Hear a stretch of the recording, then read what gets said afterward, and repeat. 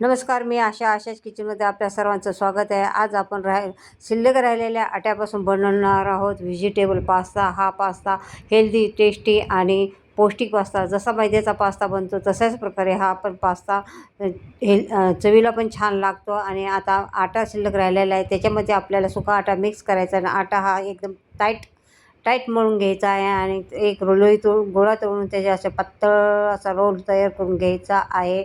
असा म्हणजे रोल करून घ्यायचा आहे जसं. आणि त्याच्यानंतर एकसारखा आपल्याला कट करायचा आहे, जसं आपण करंजीला करतो त्याप्रमाणे असं एकसारखा कट करून एक चमचा काट्याचा चम्मच घ्यायचा आहे.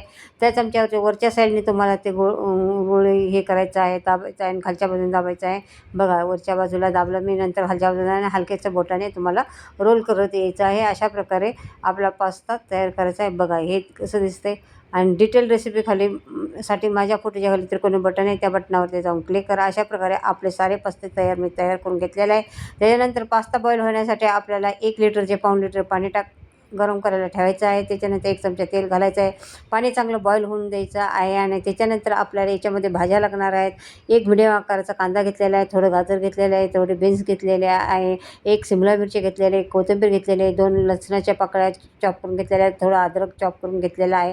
त्याच्यानंतर आपल्याला इथं आता पाणी चांगलं बॉईल झाल्यानंतर त्याच्यामध्ये पास्ता हे करायचा आहे. त्याच्यानंतर 15 ते 20 मिनटं पास्ता चांगला बॉईल करून घ्यायचा आहे. त्याच्यानंतर पास्ता एका चाळणीवरती काढून घ्यायचं आहे. ते पास्त्याचं पाणी फेकून द्यायचं नाही. आणि आता ते पास्ता आपल्याला थंड पाणी त्याच्यावरती टाकायचं आहे, म्हणजे तो पास्ता सुटसुटीत होतो. आणि अशा प्रकारे बघा पास्ता आपला सुटसुटीत झालेला आहे. आणि बघा मी पाणी पण बाजूला काढलेलं आहे. त्याच्यानंतर फोडणीसाठी आपल्याला 1 चमचा तेल घालायचं आहे.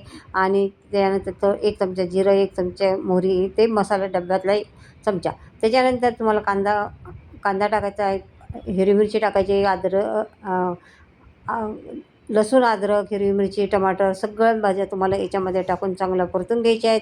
भाज्या जास्त शिजवायच्या नाहीत, चवीपुरतं मीठ घालायचं आहे. आणि भाज्या अर्धवट शिजवायच्या आहेत. अशा खाताना थोडासा त्याचा क्रंचीपणा राहिला पाहिजे. त्याच्यानंतर अर्धा चमचा सोया सॉस टाकलेला आहे, अर्धा चमचा चिली सॉस टाकलेला आहे, आणि 1 चमचा टोमॅटो सॉस टाकलेला आहे. मुलांसाठी जर करायचं असेल तर तुम्ही चिली सॉस टाकू नका. त्याच्या प्रकारे आता हे सॉस चांगलं मिक्स झालेलं आहे. आणि 1 मॅगी मसाल्याची पुडी टाकलेली आहे. आणि त्याच्यानंतर हे चांगलं मिक्स करून घ्यायचं. त्याच्यानंतर आपण जे पास्त्याचं पाणी होतं ते पाणी याच्यामध्ये घालायचं आहे. आणि त्याच्यानंतर हे सगळं नाही घालायचं आहे, थोडं घालायचं आहे. त्याच्यानंतर पास्ता टाकून चांगला थोडंसं 5-6 मिनटं असं त्याच्यात चांगला शिजून द्यायचा आहे. अशा प्रकारे आपला व्हेजिटेबल पास्ता तयार झालेला आहे. खायला पण दिसायला पण बघा किती छान झालेला आहे. खायला पण तेवढा टेस्टी, हेल्दी आणि पौष्टिक. आणि आपला आटा राहिलेला पण वाया जात नाही. मुलांना पण पौष्टिक नाश्ता